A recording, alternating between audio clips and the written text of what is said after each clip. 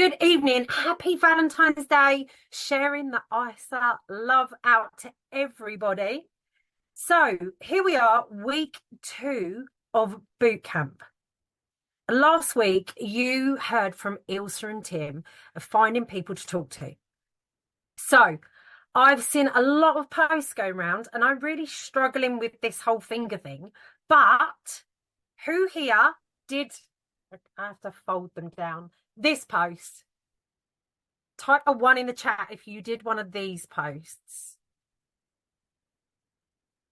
Loads of ones coming through.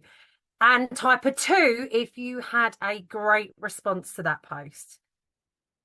And have now a ton of people to follow up with. Perfect. So, like I said, we're into week 2 of boot camp. And, I'm really excited about this whole 6 weeks of training because it's really going to give you the tools that you need to really explode your business. So I'm super excited for every week's call because I know we have some epic trainers. But on to this week's call. So this week's speaker, this lady had joined Isagenix and she was an osteopath. Running a business, she felt tired, worn out, and no time for her family. She found Isagenix, started using the products, and felt the enormous shift, not only in her energy, but also her body. She's married to Jono, who is her absolute rock. So, and for the past year, they've been traveling as a family with Maya and Isaac and Jono, and I got to spend some time with them here in the UK. But what I love about this lady, or I should really say family, because they come as a package, is that they are always at the end of the phone to bounce ideas off and to support us in everything that we do. So please welcome to tonight's call, 14-star Platinum, 18-star Crystal Executive, Jen Patch.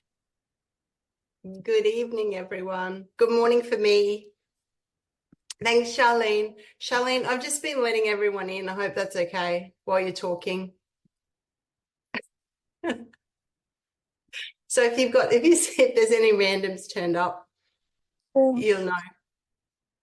It was me who let them in. Awesome. Well, thank you guys so much for being here tonight, all 47 of you so far. And I'm so grateful to be here. As always, I love hanging out with all of you. I feel so far away now that I'm back in Australia and it's 5 a.m. So I'm trying to wake up. I've had my first coffee. So hopefully I can deliver you guys some content that will be really helpful and really help you get out there and have some great conversations. So the topic that Charlene's asked me to talk about is closing and handling objections. And what I'm going to do is share my screen. And hopefully, can you guys see that okay? Awesome. Hey, Michael, thank you. Okay. Let's get started. Right. So before we get to the close, before we get to the objections when we're talking to someone, and before we get to the close, we have a whole conversation, right? We don't just get straight to that point. So tonight we're going to talk about the whole conversation, because if we set up the conversation really well, we have ideally no objections and it just flows smoothly into what we call the close, or I prefer to call the offer. So let's get started with this. Now, just type in, I don't think I can even see the chat, but just type in the chat. I'm going to stop share for a tick. If you feel like when you think about sales, you think, it's not my favorite word, just type a 1 in the chat. And type a 2 in the chat if you absolutely no issues, just love sales. When you think about selling, you get super excited, you can't wait. So just let me know, who have we got on here? Have we got some 1s or some 2s? And for years, I want to tell you that I was a 1 for sure. I was like, oh my gosh, I don't do selling. No, don't do sales. No, thank you. So what have we got? Ones, yeah, don't like sales. Some people love sales, but lots of ones. Awesome. Okay. So first thing we're going to work on, back to me sharing my screen, is the mindset. So often what happens is when we want to learn something new, we want to go for the mechanics. We think, just tell me how, just tell me what to say, and then that's going to make it work. The problem is, if we don't have the right mindset, it gets in the way of the mechanics, and we find that we're resistant to doing the thing that we need to do. And every time we go to do it, we procrastinate, or we find something else to do, and we don't get to the conversations. So if we can change the way we think about the selling process, then we're more likely to lean into it, and we're more likely to enjoy it. And energetically, it's more likely to be a successful interaction. Does that make sense? Instead of having this resistance all the time. So I realized a little while ago, years ago, that I had an organization full of people that were really resistant to sales. And I thought, imagine if I could help them see sales the way that I see sales, so that they could learn to love it, so that then they got excited to get up and have these conversations every day, instead of thinking about, oh, I want to talk to that person, I don't know what to say, what if I say the wrong thing? Oh my gosh, I feel a little bit bad, I feel like I'm trying to get them to buy something, I feel like I'm taking their money, and having all of that resistance. So it completely changes the interaction when we change how we feel on the front end.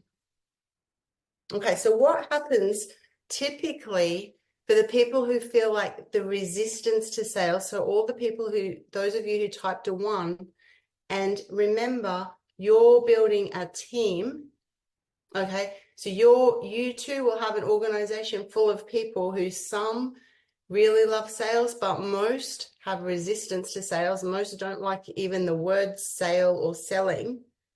So what they will do when we say this, do this, post this, is they go into an avoidance behavior.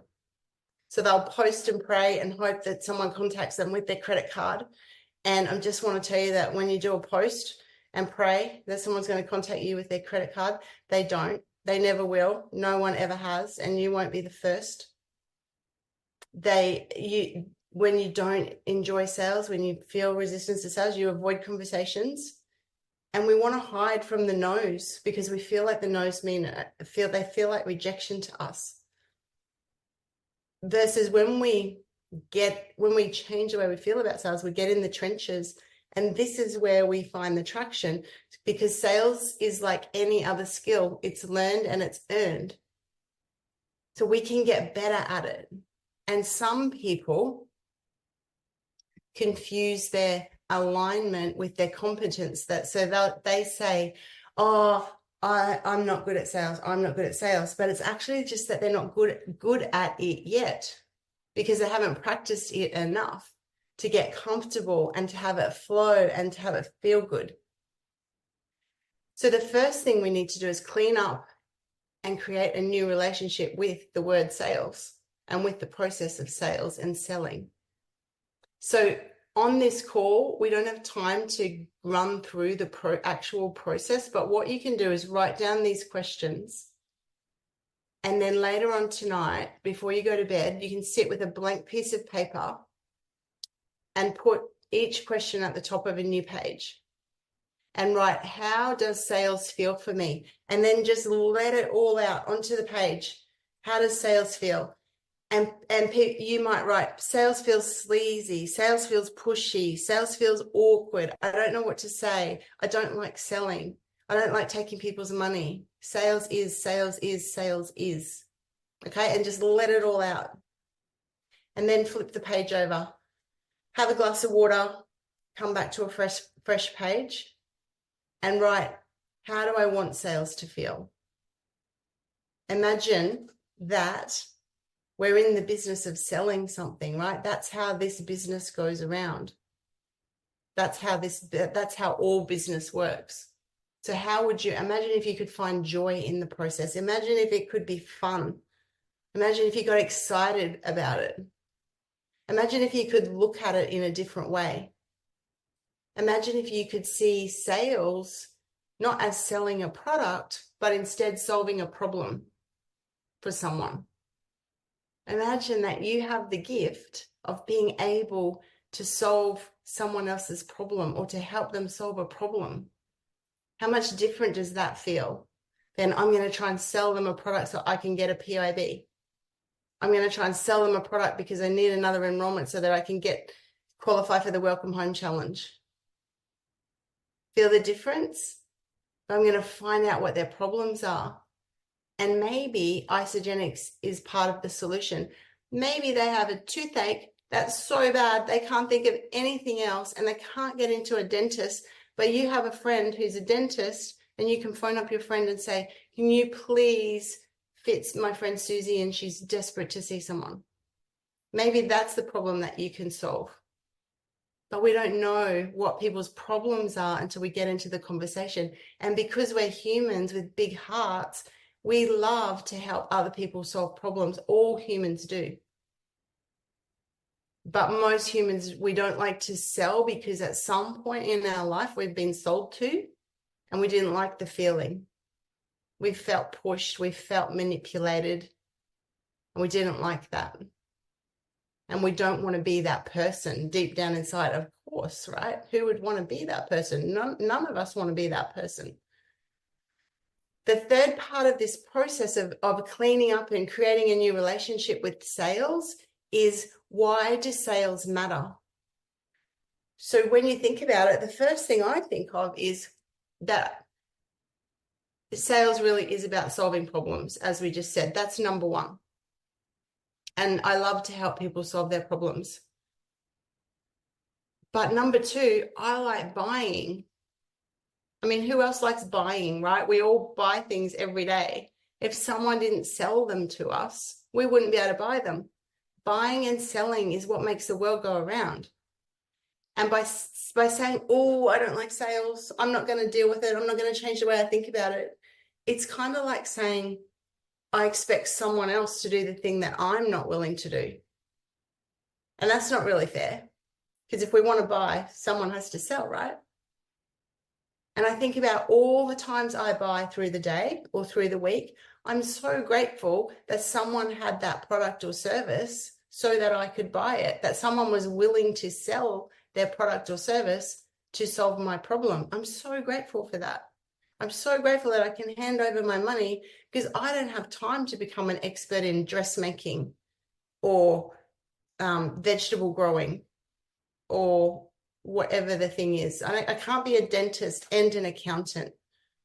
I can only be a physio. I can't be a lawyer. I can't be you get what I'm trying to say, right? So it's just really spending some time to change, to really take 100% responsibility for how we feel about sales. Because if we carry resistance in this process, it will show up. It will show up energetically. It will show up in our words. It will show up in the conversation. The other person will feel it. And that will result in less sales for you. It's really that simple. Charlene, feel free to butt in anytime you have a question or anything like that. I will. Awesome. Okay, so remember, sales is a learned and earned skill. So don't mistake your alignment with your competence. What happens when we first start to learn a new skill? It feels awkward. It feels clunky. We feel incompetent. And so many people, when they start out, Isagenix might be their first foray into selling or really owning a sales process. And so, of course, it feels like it's when you first learn to ride a horse. It's like, oh my gosh, how do I steer this thing? And every lesson, it just feels awkward until we practice and practice and practice. And then it feels natural. It feels normal. We have flow. It feels easy. And then it even starts to become fun. But most people quit before they get to the competent stage where it's enjoyable. And they quit when it's in the awkward stage and they say, sales isn't for me. It's like, no, it's not that sales isn't for you. You just didn't give it enough practice to get good at it. So I want to say to you, don't quit in the awkward stage. You can do this. You can become a pro. You can become masterful. And the quicker you become masterful depends on how many conversations you're willing to have. You can take 10 years to master this, or you can master it in 10 weeks. This is up to you. But it's the same number of conversations to mastery. You will decide the time of it. Okay, I'm just going to mention this. Take a screenshot. There's 2 of these slides. This is work for home as well because we don't have time on this call. Many people have trouble with the close, with asking for the sale, because they have their own money issues, their own money stories, their own money baggage. So if you are carrying baggage around money, limiting beliefs around money, and most people are, your bank account is a reflection of your money stories. So if your bank account isn't as full, isn't as large as you want it to be, I promise you have money baggage, you have money stories. And if you're willing to work through your money stories, you will help clean out your sales process. So take a screenshot of those and you can go on a self-discovery process to try and figure out. And this is like peeling layers of an onion. So I was doing a training call last night and one of the girls said to me, I don't have any more money stories. I've done all the work. And I said, I still have money stories and I earn over $1 million a year. And I'm still finding the stories. If I didn't have any, I would earn $1 billion a year, right? So we all have money stories and they're like layers of the onion. We peel one off and then months later we might go, oh, there's another one. So one of my money stories was I grew up as a child believing it was greedy to want more than I needed. That's a money story, right? And that was limiting my ability to bring more money to my life. And that would make me feel awkward about asking other people for money. And it would energetically create a block in the conversation. So you have to figure out, that was just one. I had many, and I'm sure I still have many. But you have to start peeling off the layers of your onion and find your money stories and understand where they're not serving you to create more money in your life. And you have to kind of pull them out and rewrite new ones that will serve you to create more money in your life. Because as long as you want to hold on to these stories, you will limit money coming into your life. And you might want to go and buy some books on this. There's so much work to do in this space if you're willing to do this work. There's another slide. You can take a shot of this one as well.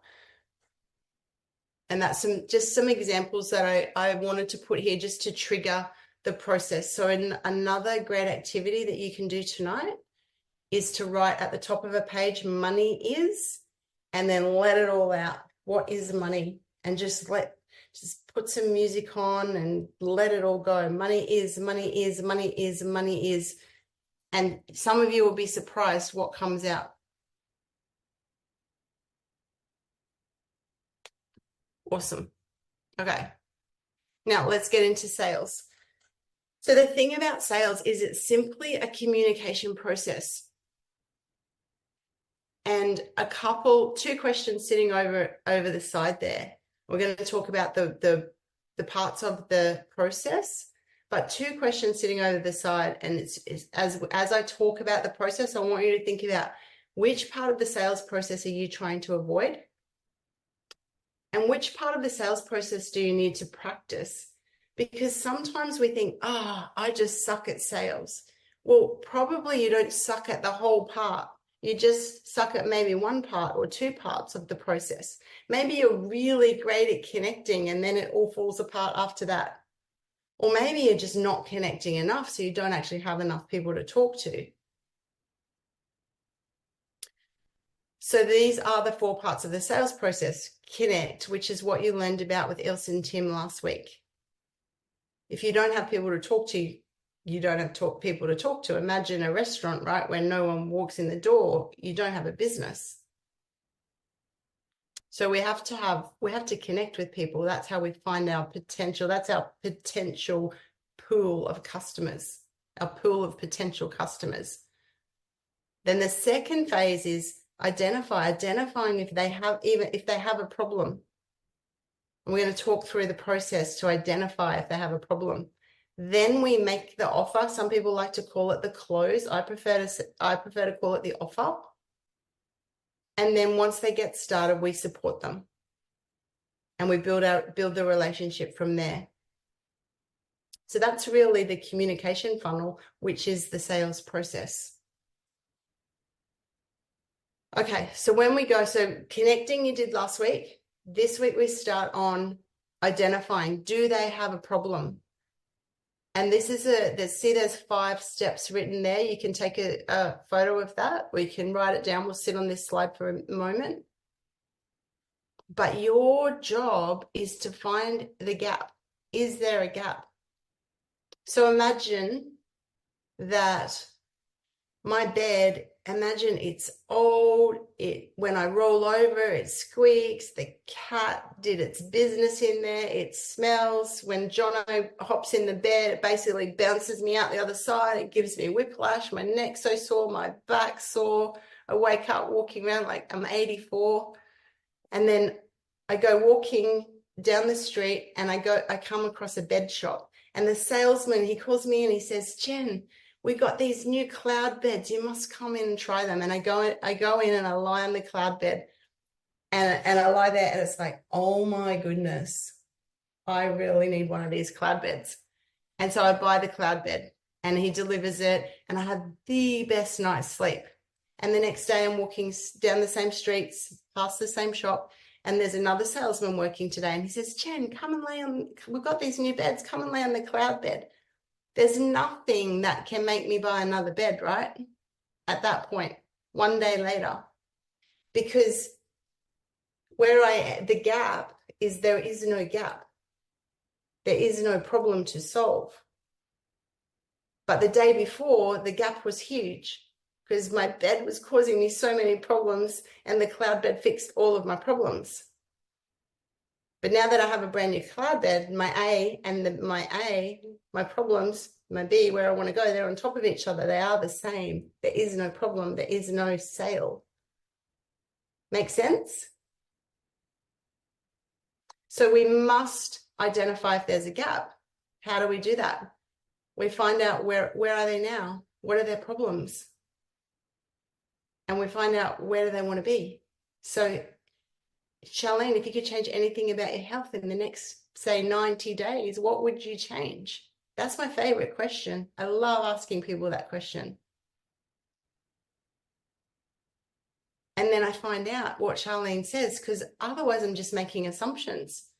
I can't just assume that everyone wants to lose weight. I can't assume because I look at the guy sitting on the bench over there, just because he's got a bit of a tummy, that he wants to lose weight. Maybe he doesn't care less. I have to have a conversation and find that out. So where are they now? Where do they want to be? Where are they now? Where do they want to be? Is there a gap? If there's no gap, there's no more conversation. The show's over.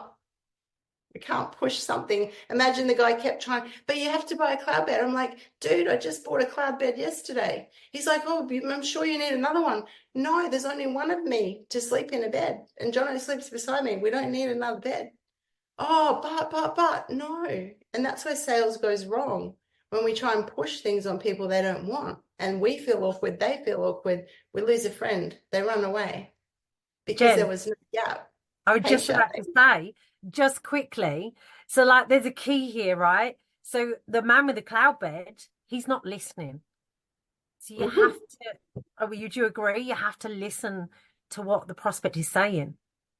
Absolutely. Ask more questions, talk less, for sure. And then once we identify that, oh, there is a gap, there's a problem here, we ask more questions. We don't go straight to the pitch, right? Because that's like if someone walked into my physio practice let's say Michael walked into my physio practice and he said, Jen, I've got a sore shoulder. And I just said, okay, lay down. And I just started work on it. But I can't possibly know what's wrong with his shoulder because I haven't asked enough questions. And yet so often you're getting stuck in this sales process and you're getting hit with objections and you're not feeling when is the right time to make the offer because you just haven't asked enough questions and they don't feel that you understand their problem enough to give them advice. And your advice is you should start on isogenics, right? But they're like, you don't know enough about my problem to know that. And this is all happening unconsciously, subconsciously in a very quick way. They're not even thinking, oh, well, he didn't ask enough questions, so he mustn't know that, it's automatic. We're always just thinking, do I trust this person? Do I trust what they're saying? And if we haven't asked enough questions, how can they trust us? So once we understand there's a gap, there's more conversation to be had. If there's no gap, let it go. Then what stopped them?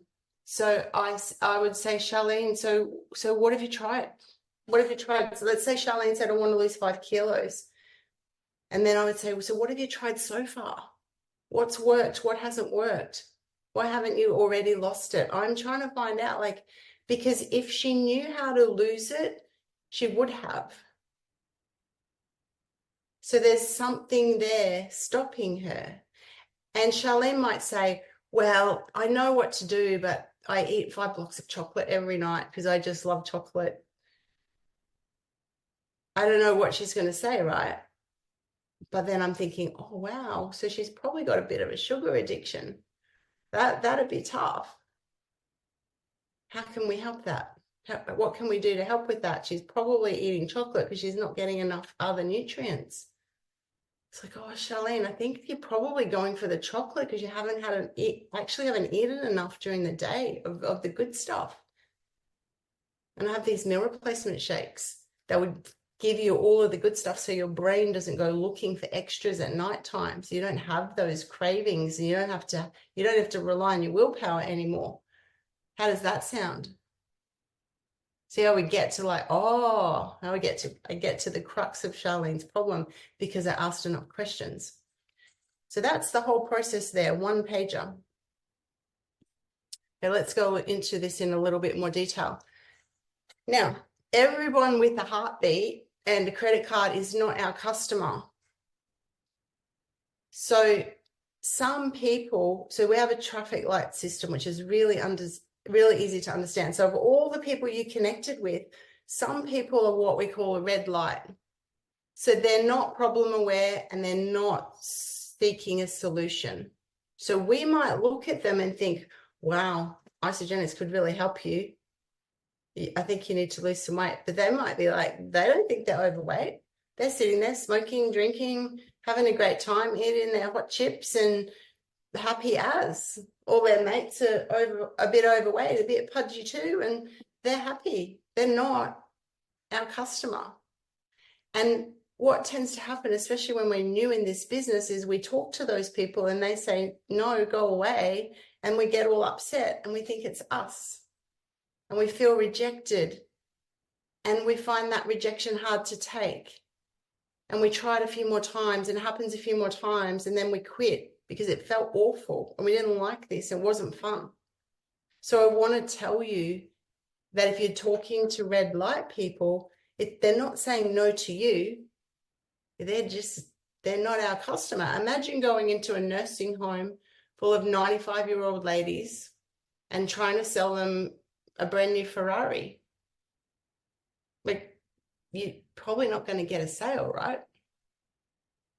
That's not where you would go to sell Ferraris. And yet sometimes we think everyone's our customer and we take it personally when they're not interested. But it's not about us. It's about them. And so then the next category of people are an amber light. So they're problem aware. So they know they've got a problem, but they're not seeking a solution. So many of us would understand this. We know our jeans are getting tight. They're getting tight, but we keep eating baguettes. We keep drinking the wine. We keep the party going. And they keep getting tighter and they keep getting tighter. And we're just like, ah. And then one day we go to put the jeans on and we go, right, the party has to end. But the jeans are no tighter today than they were yesterday. Really. It's just that something changed up here and we decided the jeans, the party has to end, right? So on the day before we make that decision, we're in amber. So we know the jeans are getting tight, but we're not ready to do anything about it. So for those people, all we can do is make them aware of what we do, of what problems we solve, but we can't push them to be ready to change. That's not our job. But when that day comes and they go to put the jeans on and they go, right, the party has to end, I want them to think, oh, Jen, I'm going to talk to Jen. I know she does that thing. I know I saw that post where she lost some weight and I know she helps some people. I'm going to give her a call and say, hey, can you help me? My jeans are too tight.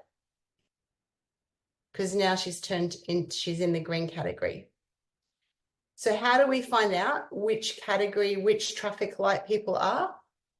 We have to ask them questions.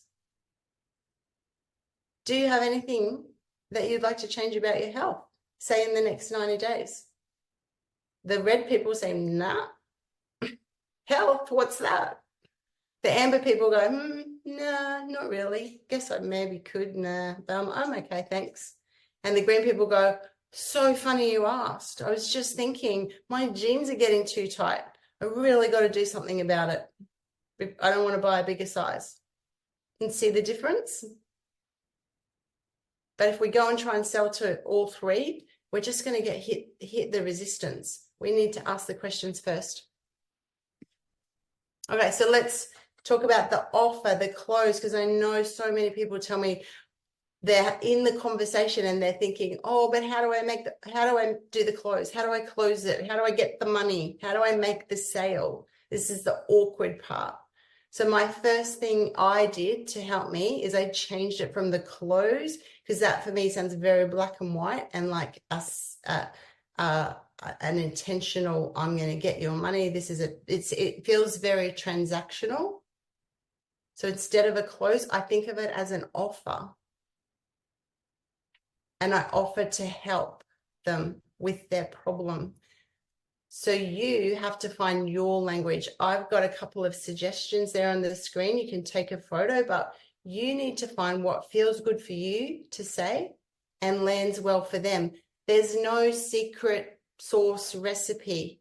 What Michael says won't work for me. What I say won't work for Michael. We say very different things, I'm sure, in our process. So many people, when they learn something new, they want the recipe, right? You want the mechanics. Remember mindset and mechanics? You're looking for the mechanics. Just tell me what to say. Just tell me the secret sauce. You have to find your own way, your own words. So you might say, would you like my help with that? Or if it's okay, I'd love to take you through some options that I know could work for you. How does that sound? Or, oh, I think I could really support you to lose those 5 kilos. The program that I follow and that I recommend to others, I think it could be gone in 30 days, but even within 1 week, you won't even be looking for chocolate anymore.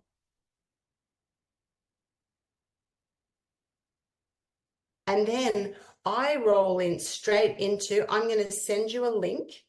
Do you prefer chocolate, vanilla, or strawberry, or a combination of all three? Okay. So I'm going to send you a link. We're going to replace some of your meals with these highly nutritious shakes. And I've got a couple of power up moves. I'm going to get you doing some intermittent fasting. Don't be too scared. I was terrified when I started. I'm going to help you with that. And we're going to use special botanicals called adaptogens, which will help your body to deal with stress and lower your cortisol. Because cortisol, some of the cortisol in your body is probably driving you to eat the chocolate. And so we're going to take the cortisol away and take the drive to eat the chocolate away. And that's just using the chocolate as an example, right? But always referring back to her problem, tying it back to her problem. It makes the offer so easy. She's just thinking, if I could take the cravings for the chocolate away, I could get rid of the 5 kilos, but it takes so much willpower and I don't have enough willpower. So let's not ask her to deal with willpower anymore. Let's fix the cravings. And she can see that that's going to be her solution. Jen, Yeah. can I ask a quick question? So you dropped that line really naturally. What would you prefer, chocolate, vanilla, or strawberry? That's a line you use all the time, right? Yep. Yeah. So always, because I want to set them up. Explain that a little bit more, because I feel like you literally, you've got them buying in. You said, I'm really excited to show you. Let me show you how. Is that when you drop that line? Yeah, because I want to set you up. So I say, I'm going to set you up a special link unique to you so that it's really easy for you to jump on and buy the products that I'm recommending. All I need to know is, do you prefer chocolate, vanilla, or strawberry? Because they've said, would you like my help? I say, would you like my help with that? And they're like, actually, I really would. Awesome. So I'm going to set you up a special link unique to you. And all I need to know is, do you prefer chocolate, vanilla, or strawberry, or a combination of both? Or a combination of all three? So I just need you to stop you there, because it's such a valuable line that is a close in itself, right? It is, but you can't use it just out of the blue, right? Not just go, yeah. Yeah, it's got to be part of the process, and it just flows because it's all about the problem. And I 100% believe that you having the chocolate, vanilla, or strawberry shakes is going to take away the chocolate cravings, which in turn is going to help you lose the 5 kilos. And so some of you will be thinking, oh my gosh, do I need to understand these products? Yep, you do. If you want to make multiple 6 figures or 7 figures a year, yep, you need to understand these products, every single one of them. If you only want to make a few $100, a few $100, euros here or there, that's fine. Just, you don't need to understand the products, and you might snag a sale here or there.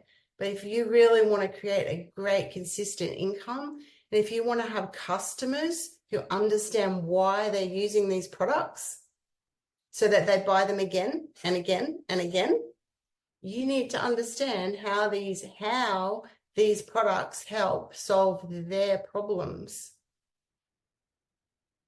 And it's really simple. It's really, you don't need a nutrition degree. It's actually really simple.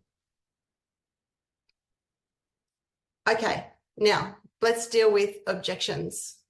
We're nearly done. So where people trip up, first of all, we're terrified, waiting for the objection. It's like, oh my God, I hope they don't object to this. Oh my gosh, what if they say, what if they say, and we're thinking about all the what ifs. What if they say something that I don't, what if they ask me a question and I don't know the answer? Oh my gosh, what if they say they can't afford it? What if? And so the first thing to do is again, just like we've done the work, changing our perception, changing the way we perceive the lens that we look at sales through. The first thing to do is do the same with objections.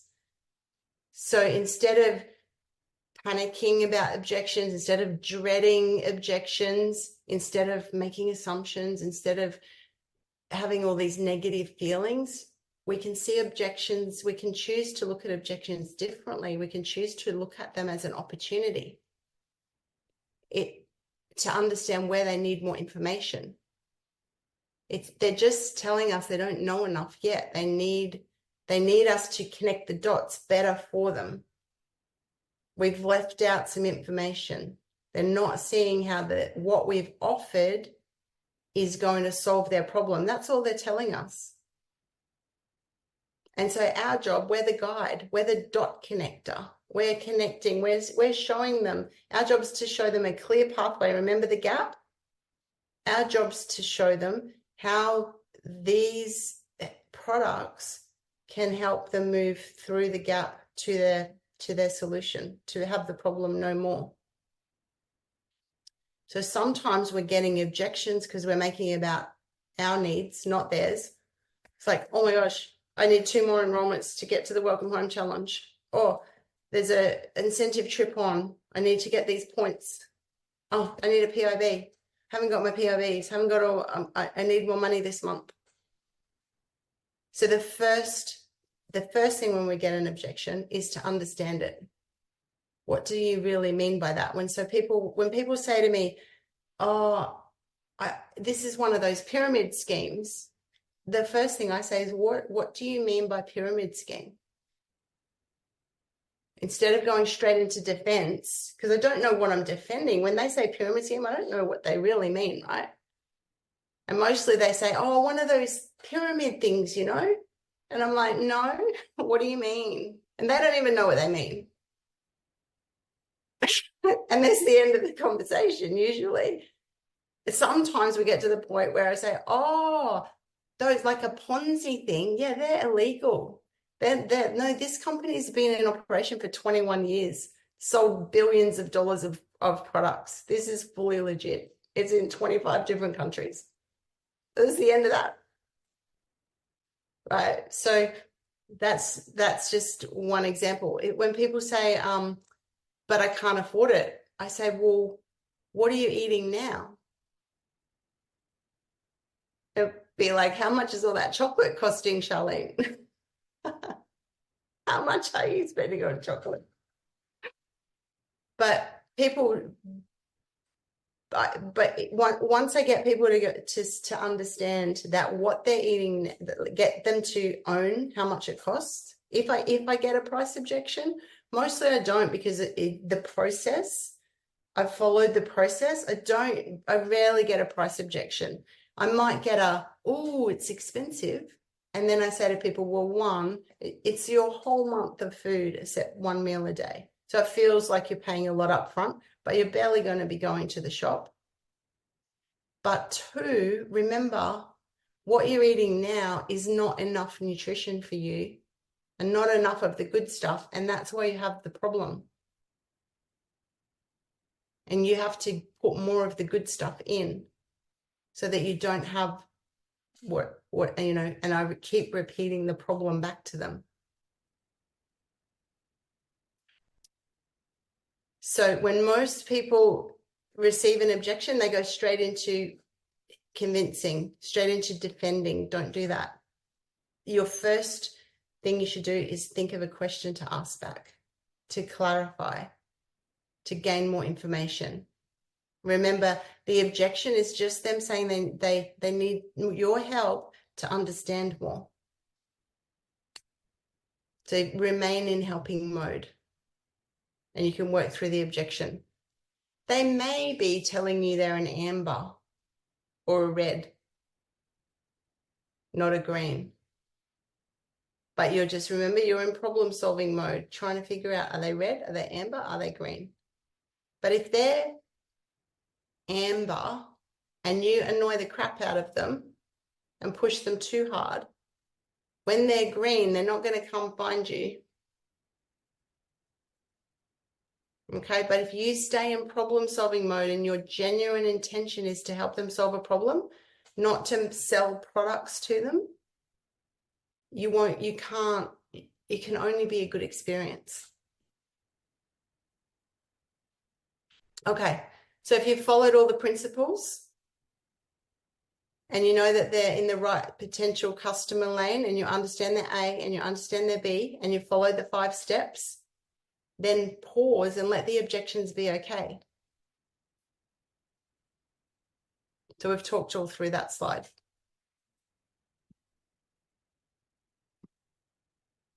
And then just to finish, so we've got, I just wanted to pop here the two sales hacks that are my favorites, which is number 1 sales hack always is just actually care. Really care about the other person, not care about whether you make a sale. Care about the other person and their problem. And shift your intention from selling products to solving problems. That, if you can just do that, those two things, you will completely change the results that you're getting. You'll enter into more conversations because you'll be looking forward to the conversations. You won't have resistance. And the person that you're talking to is going to feel that genuine care and your genuine intention to help them solve their problems. And the sale will come so much easier. So, Charlene, I think that's it from me. I hope that that's okay. I don't know if you have anything else that you want to clarify. Yeah, no, I just want to open up, see if there is any questions. I could see Helen put a question in to say, when do you mention the cost? They get that when they get the link. Yeah, so often I don't. I just say, yep, awesome. And then I'm going to send it through, and sometimes they'll come back and say, oh, it's expensive. And then we have another little conversation, but usually they're so like, yep, they commit. They're like, yep, I'm ready to do. Sometimes they'll say, how is it expensive? How much is it? And I'll say in Australia, a shake's about $5 a meal. And then there's some other products because you need the adaptogens and some of the extra support. There's one product that speeds up your metabolism. There's another that helps to pull the toxins out of your colon and helps you sleep better. But yeah, it just depends if they ask. Honestly, so many people don't even ask the cost. They just click on the link and make the purchase if you followed that process. Yeah. There was another one a little while ago that said from Natalie, and she just said, what about, I think I know the answer, but I'm going to let you have it. What about those that are convinced they've tried it all and nothing would help? Well, again, you won't get that in the process. If you follow that process, you won't get that. And that will come down to you really understanding the products. So,